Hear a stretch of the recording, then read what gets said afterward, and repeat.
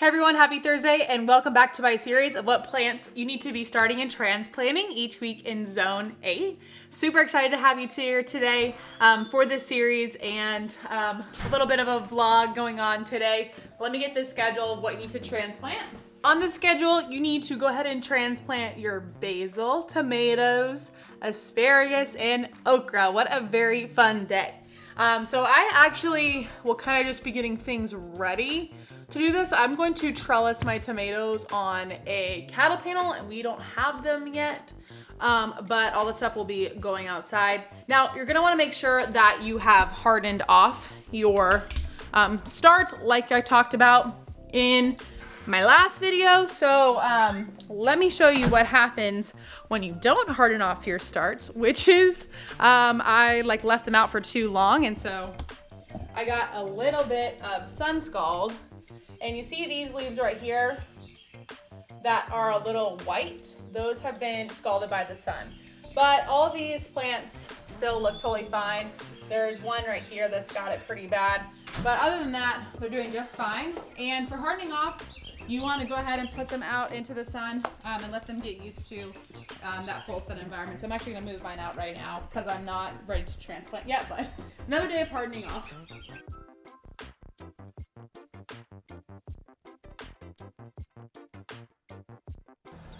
And they also need some water, so I'm gonna go get that.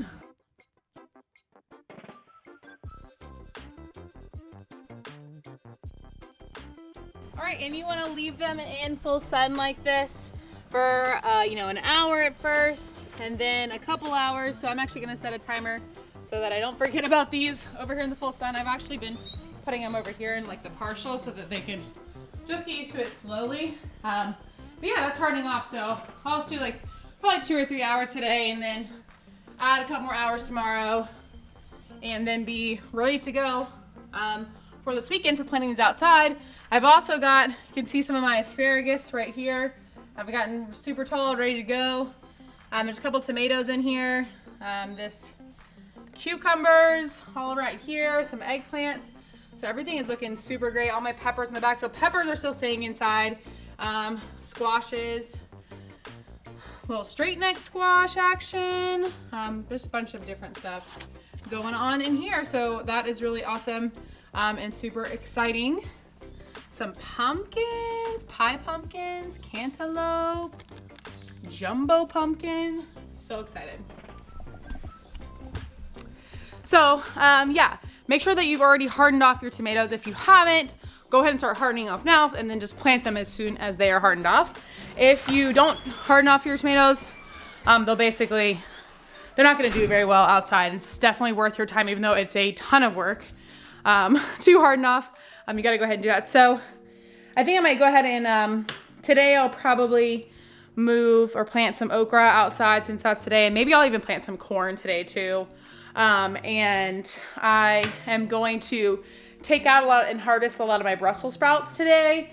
I've got to add some stuff to the coop so I can show you guys that. And I'm also gonna be cooking breakfast. So I have here eggs from the coop this morning. Here are some of my new blue eggs that I'm getting from some of my Easter eggers. And I actually dropped these eggs from just standing, and none of them cracked. I'm gonna go ahead and eat them even though I have other eggs. But since I dropped them, I'm gonna go ahead and eat them, but none of them cracked, which show you how strong they are. And I've also got all these greens, a couple curly kale, some lettuces, some butter crunch lettuce, and beet greens to eat with breakfast this morning. So that should be really good. And let me show you just some of the eggs that I have right now, because the Easter egg displayed just such pretty eggs.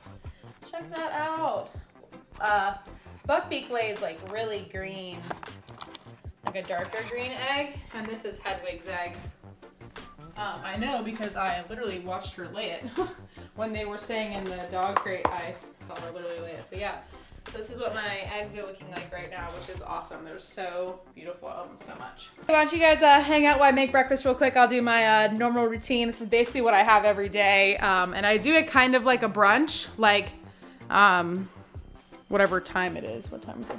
11:30. That's a little late. I had an exam this morning, so I'm a little behind schedule, but this is basically what I do every day. I kind of wait till 10:30, 11:30 and make my brunch, just because I like go and harvest greens in the morning. The chickens usually lay around 10:30.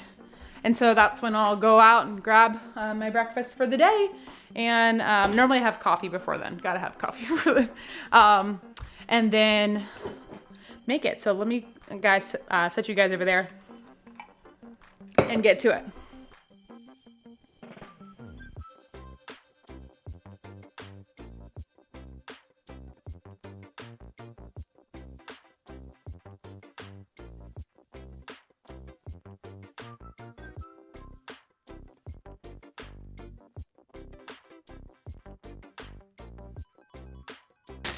My husband doesn't eat the butt, so I usually toast them. For mornings where I'm more hungry, I'll have toast with my breakfast, and then when I'm less, I'll just do the greens and eggs, but sometimes that's not quite enough.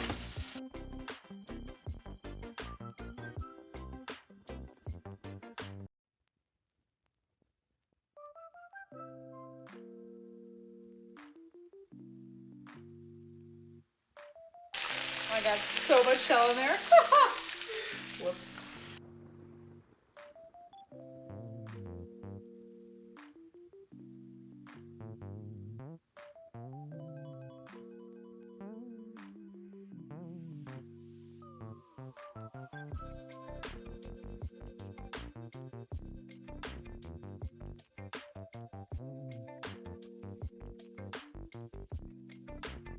And ta-da, there's breakfast. Got toast with fresh greens, including beet greens, onion, and eggs. And I'm gonna eat it, and I normally watch like Justin Rhodes' new vlog during while I eat my breakfast, so I'm gonna do that. Always got doodle noses right here. Looks like we're gonna be learning about excavators.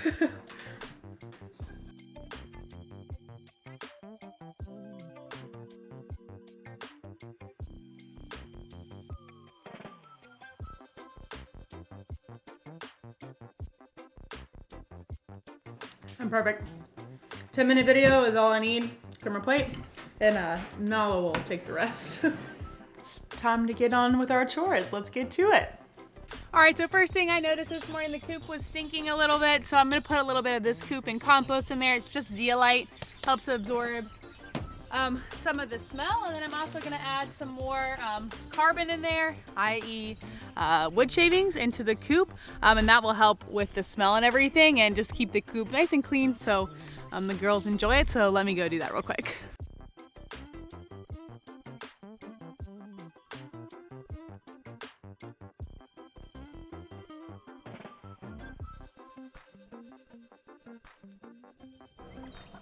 This is what it looks like in here now. I've actually moved their water down onto their lower roost, and I've just got a mix of straw and sawdust in here. Keeps it smelling nice, and covers up all the poop so there's no spread of disease inside. You gotta have lots of carbon to go with the nitrogen that your chickens poop out. This one is broken, but that's fine. Hey gals, how we doing? Roxanne, Luann, and officially announcing Buckbeak is the gray one in the back there, and that is Hedwig. Buckbeak and Hedwig. Nala, stop it. She likes to eat the chicken poop. It's a problem. Come on. And Buckbeak and Hedwig were obviously like kept outside before. They came from a bigger farm, and so they like to try and roost on that roost. So every night I've been having to go and put them inside. Hey Hedwig. I wish Hedwig was white, but you know. Ooh, it looks like this tennis ball got run over when the grass got cut. Nala.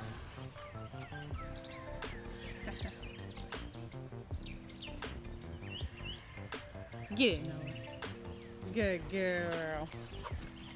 William leaves strips for me to push the chickens on, so there's another one back there too, because they like to eat all the grass.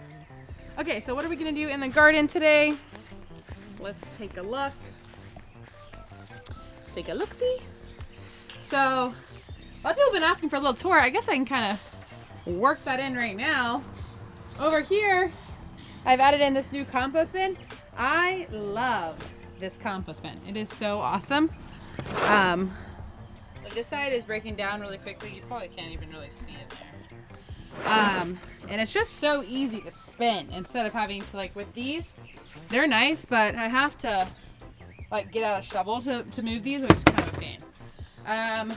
Water tank is still holding up great. I have a video about how to put this in. I used the Rain Brothers kit to run it from that down spigot right there. Still loving it. It's awesome. And then over here in our first bed, I've got these celeries, and as you can see, they're getting pretty close to ready to harvest and eat. So I'll probably pull those up pretty soon. I've got a cabbage right there. We'll see how it does. A couple kales, a couple really small lettuces back there. Some broccoli that needs harvesting. And then here are a couple peas. Now this one I actually overwintered, which is why it's so massive, which is really nice because it's really got a big head start. And here's one that just popped up. And in my second bed, I've got all of these Brussels sprouts, which have gone to seed. Or not gone to seed, they've flowered. Got lots of bees on them and wasps, of course. Let's see if I can get a bee in action right here.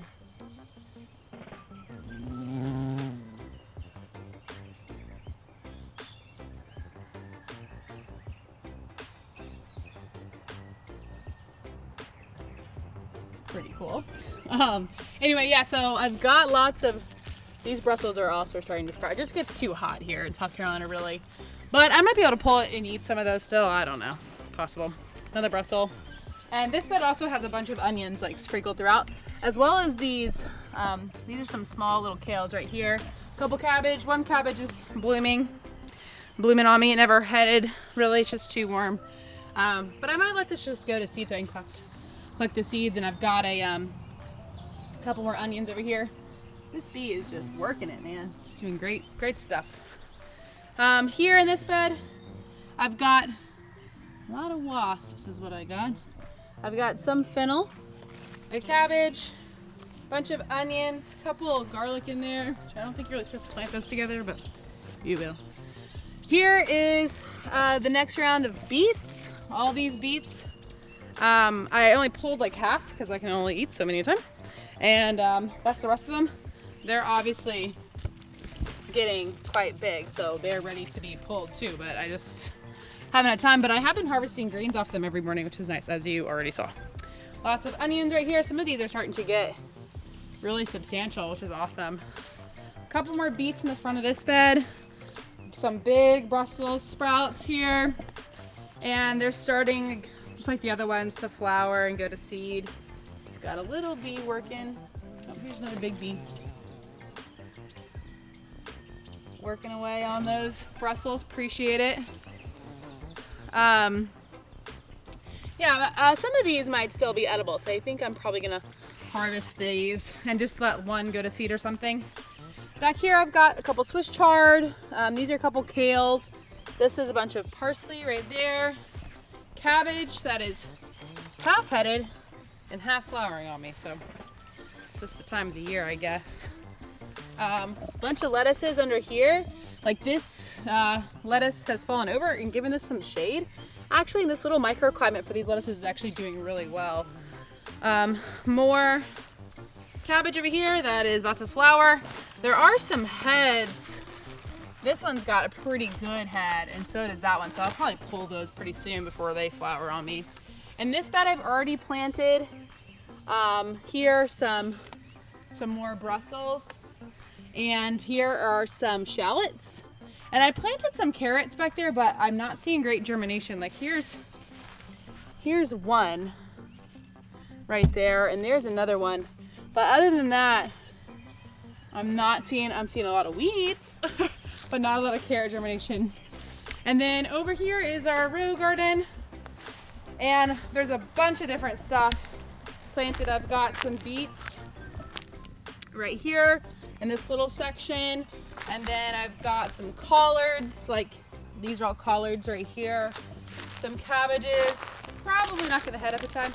This is really cool greens from Baker Creek. I'll see if I can, ooh, it's touched my lens. If I can link this down below, but it's actually done really well and it's really pretty. I've got some parsley there. And here, I think I planted something and then I also planted an onion like right next to it. But I'm not sure. I've got an extra like 90 onions planted right here that I got kind of later that are like, ooh, from like here, I don't know, halfway. And then in the back here, I'm gonna do some taller stuff like some corn and maybe okras. And then in this middle row, I'm gonna do tomatoes. So I'll have a wall kind of like this, except the cattle panels will be higher up. And that's gonna go down the middle. And basically you want your cattle panels higher up so your tomatoes can grow taller and have nice airflow around the bases. Over here is where I did plant my potatoes. It's not a potato. And then I covered it with some chicken mulch, basically the leftovers from their coop after I cleaned it out one time. And I am seeing some more sprouting actually. So here's one, here's some green growth coming off one of the potatoes.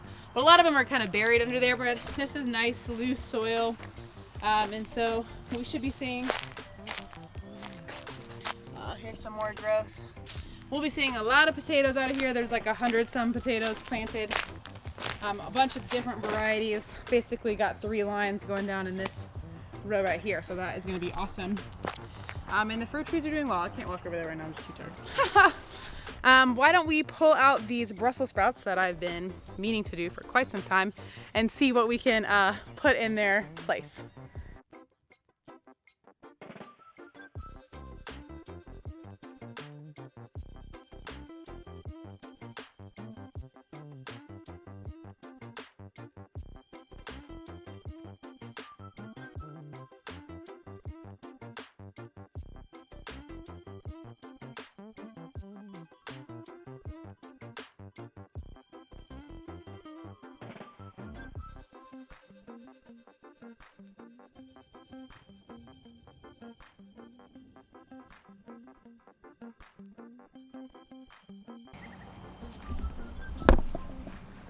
This bee is like, ooh, jackpots.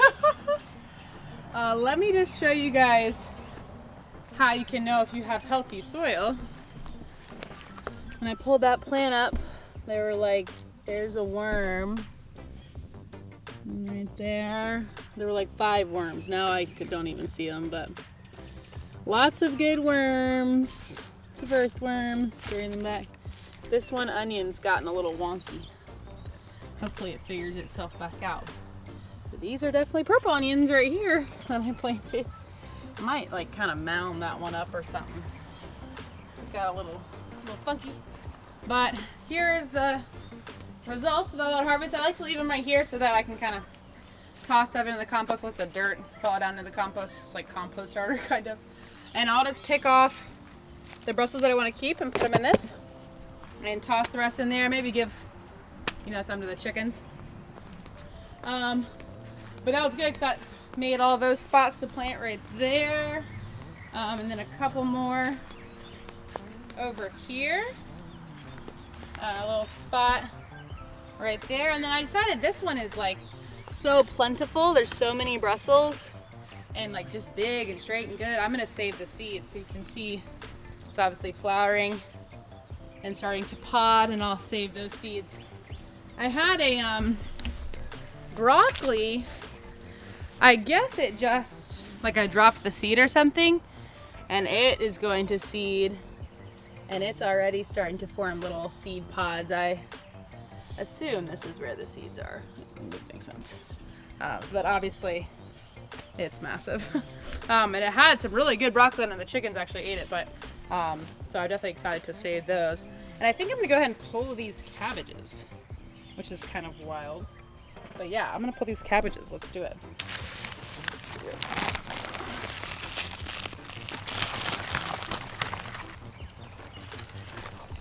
There we go. More earthworm activity. Sorry, little guy, for the disruption. Apologies. TTYL. There we have it. You're looking at dinner. Time to pull these off and look at this bee. This bee's like, yeah, man, this is the spot. All right, I'm just gonna plop this bad boy right there. Well, I'll sort this out. Hey, Nala, you hanging out with Mama? Yeah.